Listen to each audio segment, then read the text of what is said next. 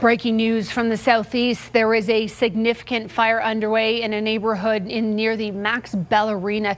It appears to be a house under construction in Radisson Heights. We do have a news crew on the way and we'll have more details as soon as possible. But here's what else is making news today. The blanket rezoning public hearing begins. There's got to be a process, not this willy-nilly blanket rezoning where you throw it up in the air and anything goes. Hundreds are set to speak at City Hall in the days ahead.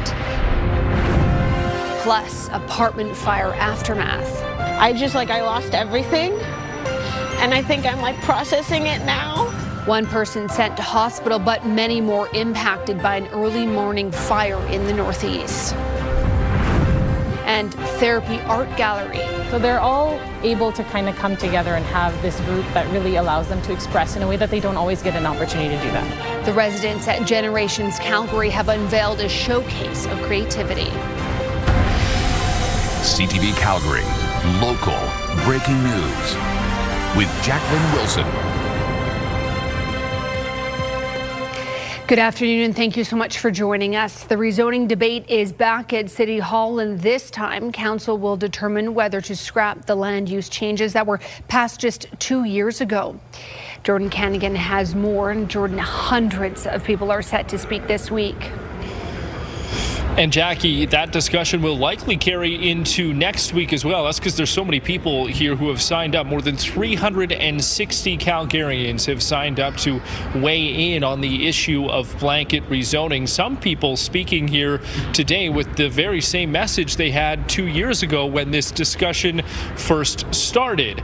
It was a packed council chambers to mark day one of this public hearing about the future of land use zoning in the city. At the end, council will need to decide whether to repeal blanket rezoning and set the rules back to what they were prior to 2024, or they'll have to come up with a new plan for housing. The contentious issue was passed to streamline more types of housing in the city, such as townhomes and row homes. Just over 630 projects have moved forward in Calgary since rezoning was passed that would have required individual land use amendments. So far, at the current public hearing, the majority of speakers want rezoning reversed, but some say it's helping to improve supply and should stick around.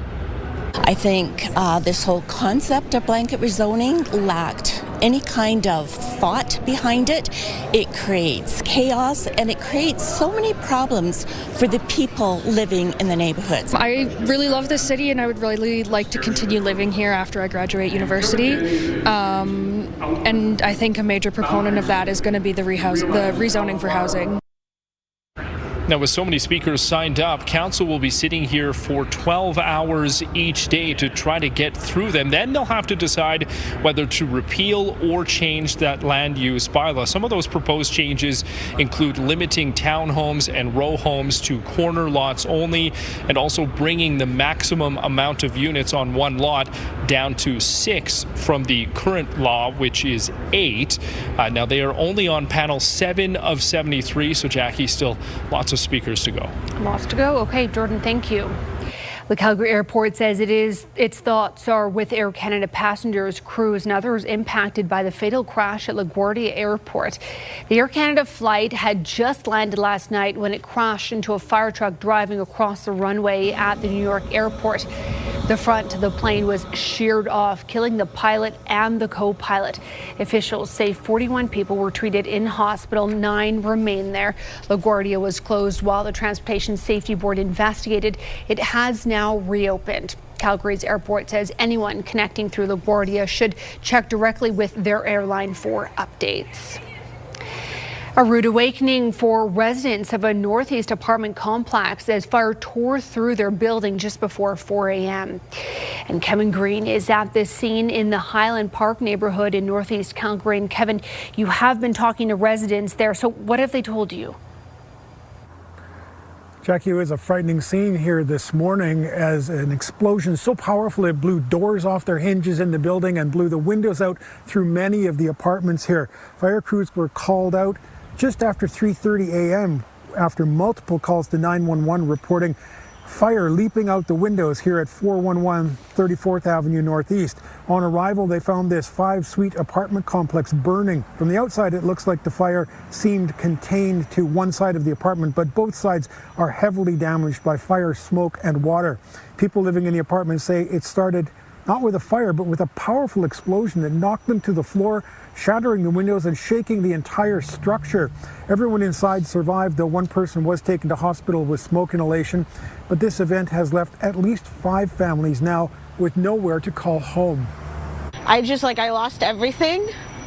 And I think I'm processing it now. That I lost everything. I have 2 kids and I'm pregnant. And we lost everything. And so I'm I think in a state of shock. So I don't really know what to do. I'm trying to get my family to help support me, but I'm yeah, that's all I know. Right now I'm just freaking out.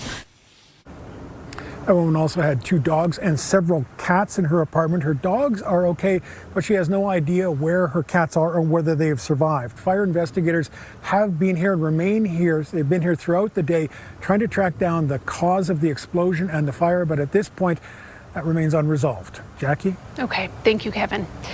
A group of teens has been charged after a string of vehicles were vandalized in the southeast community of Legacy. It happened early Sunday morning in the 100 block of Legacy Village Way. More than 20 vehicles and buildings were spray painted with pink paint, along with sidewalks and fences. 3 females aged 12, 13, and 16. They have been charged with mischief to property over $5,000. Work on this Bears Paw South feeder main has reached the halfway mark. The city says concrete has been poured at 9 segments that needed reinforcements. Once it's all cured, backfilling will begin. Water usage Sunday was slightly above the 500 million liters at 504 million. The city says that 5 million liters was used to refill a portion of the feeder main after a valve was repaired at the Shaganappi pump workstation. That work is done. We are planning to connect this section back to the rest of the water system tomorrow once all water quality testing is complete. When we do this, customers in North Calgary may notice their water is cloudy. This will be temporary and the water is safe to drink. New traffic patterns were supposed to begin tomorrow at 16th Avenue and 44th Street Northwest, but the city says those will start early next week. And a reminder, current lane closures, those do remain in effect. 6 riverfront lots in Roxborough are going on the market more than a decade after being destroyed by the flood of 2013. The properties on Roxborough Road Southwest were purchased by the province because they were deemed too unsafe to rebuild on. But since then, flood mitigation has changed the risk pattern for flooding. The lots are zoned for single-family homes with restrictive covenants and range in price from $1.7 to $3 million. The real estate agents selling the properties say potential buyers should research the opportunity and then decide their own risk tolerance. Risk in general is very much case by case and person by person, and if you're able to tour and see SR1 and what's in place there, I think that's a great way to understand confidence, plus the testing, plus the research. Now, lots are listed on the multiple listing services for potential buyers to have a look at. The Icefields Parkway between Lake Louise and Jasper remains closed, and at this point there's no expected time for reopening. Parks Canada has been doing avalanche control. Now, this controlled avalanche from Mount Hector sent snow onto the road, covering a 250-meter section of Highway 93 North. It's estimated the snow depth measures up to 12 meters deep in some places. The highway will remain closed until the debris can be removed, and you can check Alberta 511 for updates. And let's check in on the weather now. And Jody, nice day today, but you were saying cool down might be coming for Calgary? Yes, we are going to see cool down here, and still obviously some instability as you're looking west into our mountain parks. But in Calgary, we did reach a temperature above seasonal. We're still sitting there, 7 degrees right now, double digits into Lethbridge and over toward Medicine Hat. When we take a look at those conditions, no precipitation now, but we are expecting some fresh precipitation over the next 24 hours. And your 24-hour forecast brought to you you by Fifth Avenue Volkswagen, family-owned, community-driven. Discover more at Fifth Avenue Volkswagen. We'll drop down to about -4 overnight with that chance of some flurries or even some mixed precip, and then -1 for that daytime high for tomorrow and again on Wednesday. But we will be returning up to above seasonal values as we head into the weekend and up to double digits once again. Okay, thanks, Jody. Well, oil prices ease and stock markets jump as hopes rise for an end to the Iran war. But how are prices at the pump impacted here? Plus, what's the future of fire medics? The latest on the situation between the province and municipalities after the break.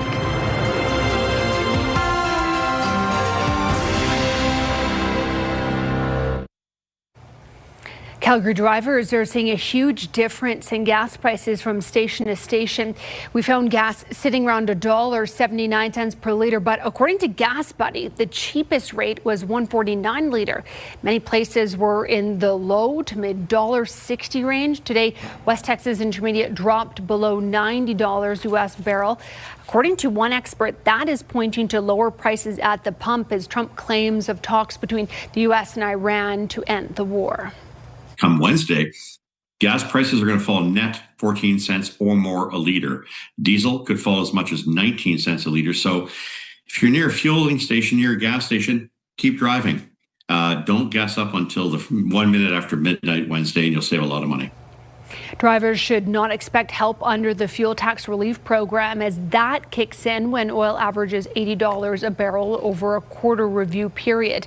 The average price over the 20 trading days leading up to March 16th was $75.25. Premier Daniel Smith and Energy Minister Brian Jean are in Houston, Texas this week to attend an energy conference. The CERAWeek conference is one of the world's most important energy conferences. Alberta's delegation will be advocating for greater market access while growing international relationships. The Premier and Energy Minister will meet with government officials and business leaders from really around the world.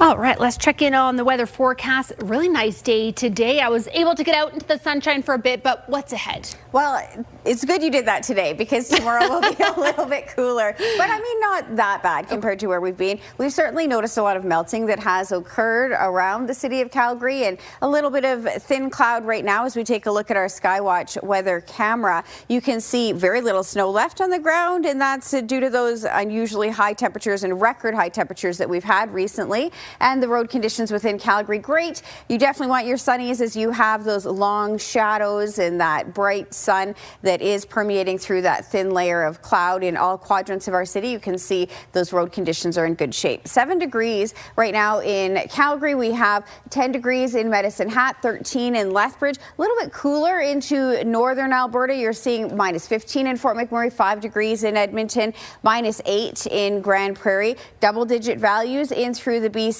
interior. That colder air is going to start to move a little further to the south over the next 24 hours and impact us, changing our weather story a little bit, bringing us back into temperatures that are below freezing for a few days. We're actually not even going to make it above freezing, but also that means we're below seasonal because our average daytime high right now is around 5. But as far as those conditions, you can see more dense cloud into the interior, also on the southeast corner of our province, but in through the corridor of the QE2 down toward Lethbridge, we see very thin cloud. There are snowfall warnings west of us. This should give you an idea of what's incoming. Also some air quality warnings, yellow level for both of those under the new color-coded system from Environment and Climate Change Canada. So we have compromised air quality into portions of BC, and then looking at that snowfall warning tracking parallel to the foothills as we're going to see heavy, wet snow moving through that area, which, as you know, we were just talking about this, already vulnerable to slides. We've had that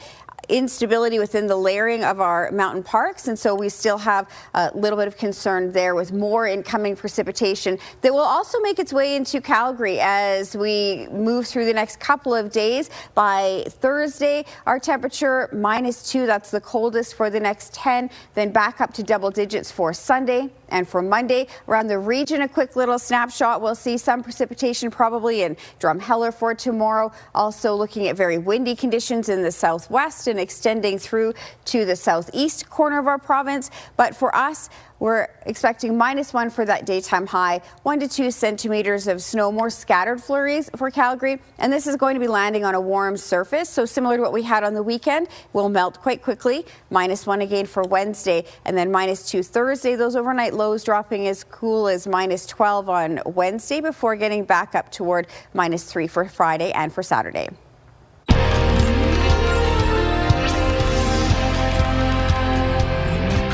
The province has issued an ultimatum to some municipalities about their ambulance service. It applies to communities where firefighters are also trained as paramedics. The province claims it is cheaper to contract out ambulance services, but hasn't provided any data. Municipalities waiting to continue with paramedics will have to pay the difference. In Lethbridge, the fire and EMS service have been integrated for over 140 years. For 144 years, we've been providing the best service in, I would argue, the world, and we'd like to continue providing that for the next 100 years. So we'd like to stand with the chief, with council, with city decision makers, and keep this world-renowned service running exactly as it is today. Municipalities have until the end of the month to make a decision. Canada is hosting 18 nations with a goal of establishing a defense bank. Up next, the steps that need to be taken to ramp up defense investments.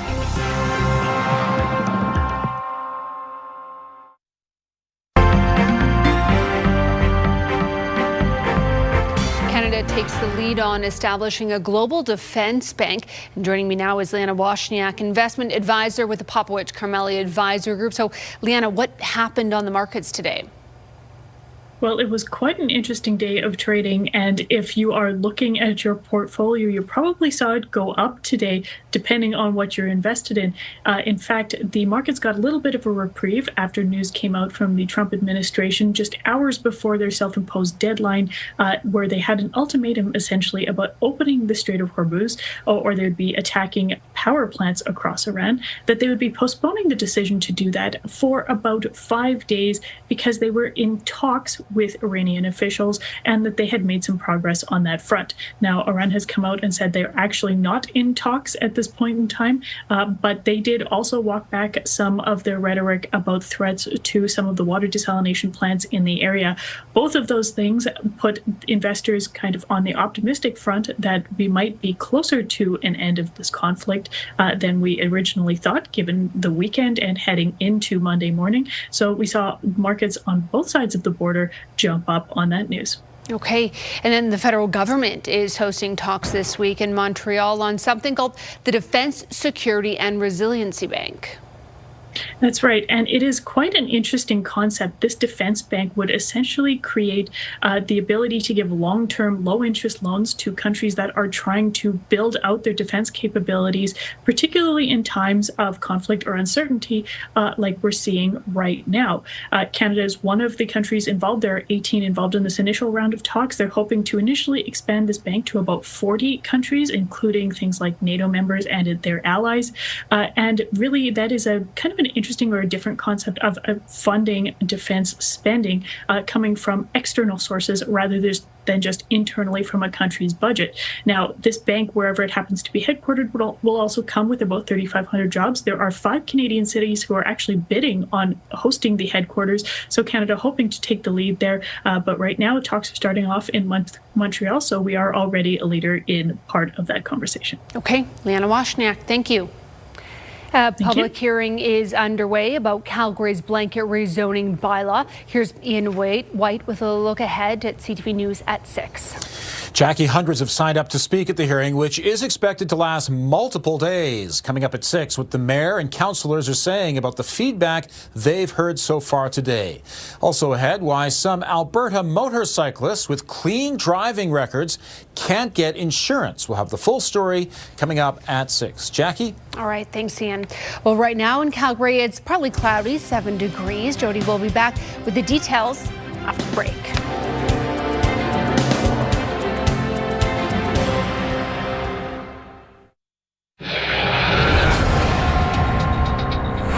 Returning to breaking news in the southeast, there's a house fire broke out in Radisson Heights, and Tyson Fedor joins us live from the scene. So Tyson, that fire happened at a home under construction? Jack, you can see behind me that home, the flames have stopped, the smoke is starting to dissipate as well, but firefighters remain here on scene, and hundreds of people have come from outside of their homes to take a glimpse at exactly what happened here. You can see just flames tearing through this home, all wood at this point, throughout the afternoon, and this fire was able to be put under control quite quickly. Police have blocked off several streets in the area. Right now we're in the 2600 block of 11th Ave in the southeast. It appears that there's been no other damage to any other homes at this point. We're not sure on whether or not there are any injuries at this time, but as this story does develop, Jackie, I can tell you that we will bring that information to you, but right now it looks like everything is under control. Any new information we'll bring to you coming up at 6. Okay, thank you for the update, Tyson. Appreciate it. And let's check in with Jody now on the weather. How are things looking outside? Well, one good thing is we don't have really strong wind gusts right now, so that is helpful as you take a look at that wind speed at our surface. So we are seeing some wind within the Calgary area, but not as intense as it could be. Taking a look at that 24 hours, we have temperatures expected to drop down to about 4 degrees as we are hanging out in the evening, 0 overnight, -4 for the morning. And there is a chance of some more precipitation in and especially to the west of Calgary, where we do have some snowfall warnings. We're in for a few days of slightly cooler weather before we make our way back to those double-digit temperatures, and looking at some of that sunshine in the forecast as we get past tomorrow, but tomorrow definitely looking at intermittent flurries in amongst all of that cloud. Okay, thanks, Jody. Seniors at Generations Calgary in the Northeast are sharing their stories through art. A grand opening of a new resident art gallery was held today. The exhibit features artworks created by more than 60 residents in long or continuing care through the center's art therapy program. Now, it began a year ago, and it aims to improve mental health, connection, and purpose for seniors.